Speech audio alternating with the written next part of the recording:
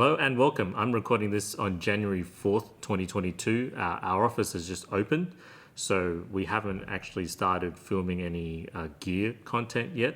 So I thought I'd talk about the process of starting this channel last year and some of the takeaways of my journey so far. So our company, Try and Bite, had an existing YouTube channel that was dormant for a few years. I posted my first video at the end of July in 2021 and have posted 17 videos to this channel so far, not including this one. And just a brief rundown on how it all started. My wife and I, we watch a lot of YouTube at home, and it's always been in the back of my mind to start a YouTube channel. And I always sort of had in my head how the videos will look, just based on some of the other sort of tech review channels and tech channels that I watch. And you know, being at Try and Bite, we do have the advantage of having a lot of gear and products to talk about. But the thing that really derailed me initially was just a whole bunch of excuses. Like, it was too late to start YouTube, I don't have the right gear to film videos with, I have no idea what I'm going to be talking about in my content. I don't know how to edit, and I don't really have a lot of spare time either. And this is my first takeaway from starting a YouTube channel last year. Starting is difficult, fun, and forgiving. I think everybody has their own different style of learning things. And I found that with starting a YouTube channel, the best way to learn things is just by starting a channel. And for my very first video, I started with the bar very, very low. I didn't have a topic or a product. I literally just filmed myself saying hello to a camera. Hello. And I know it sounds really basic, but just by filming that one short video, I had something tangible recorded, and it gave me a starting point where I could visualize how a video would actually look when I recorded it, as opposed to how the video kind of looked in my head. And then I just chose a product, a pretty simple product. It was a Nomad AirTags keychain thing. And then I just shot a video. And at that point, I still didn't really know how the edit would go. But since I was just starting, it gave me a lot of time to edit and figure out what was going on. And since I was using an Apple computer, I decided to edit my videos using Final Cut Pro. So I got a copy of Final Cut Pro, and I basically learnt the basics through Google and YouTube. Learning Final Cut Pro the way I did is kind of frustrating. I wouldn't recommend it for everybody because there's certain things, certain sequences that I thought would be really easy to put together, and honestly, it wasn't. But seeing my first video slowly come together through all the frustrating Google and YouTube tutorials was actually quite rewarding. And another pitfall of learning Final Cut Pro the way I did, I didn't set up my Final Cut Pro library properly. And so by the time I got around to editing my third video, I ran out of hard drive space. And if you've ever gone through the experience of running out of hard drive space on your MacBook Pro, it just grinds to a halt.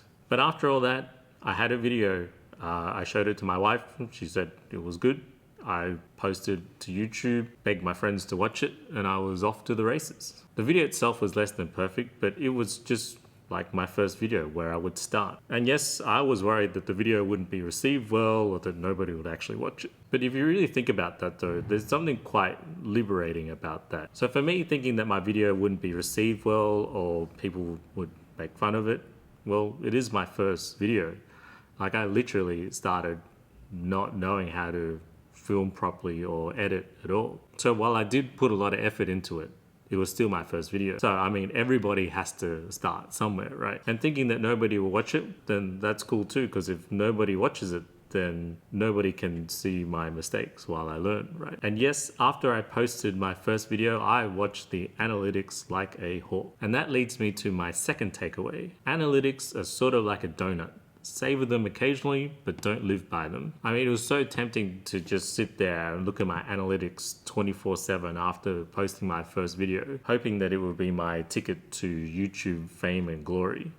It wasn't. It is fun to see how your video has gone, but at this early stage, it doesn't really mean that much. The most useful thing about analytics at this stage is just to see what types of videos that you make work and what don't. And the reality is, while you're trying to figure that out, there are probably more videos that don't work that do work. So I wouldn't avoid looking at analytics altogether. Just look at it in moderation and try and use it as part of a process of planning your next pieces of content. Speaking of process, that leads me to my third and final takeaway, which is to have a process. So this channel is more of my personal side project. So all of this footage, even this footage now, is recorded after hours. And speaking for myself, in this process, generating ideas, scripting, and filming is a pretty straightforward process, and it goes by pretty quickly. And you would think that the filming is probably the most complicated process, but it isn't.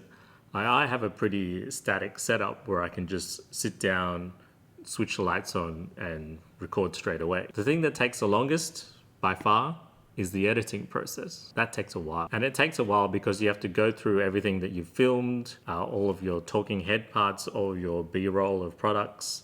You have to edit it the first time, watch it, see if it makes sense, cut it, move things around, watch it again, and that process just keeps on going and going until you have something that you're happy to post. And for me, if I didn't actually have a set time to edit, I could spend weeks and weeks editing the same video. Sometimes good enough is better than perfect. So in that respect, process and scheduling is very important. On my schedule, I have a pretty set filming and editing day. And as you may have noticed later on in the year, I moved to a fortnightly posting process for my videos. And this is more to save my sanity a little bit, as the first few weeks I was filming, editing, working non-stop, week by week. And I was doing it because it was a lot of fun, but it's not very sustainable in the long term. Having a consistent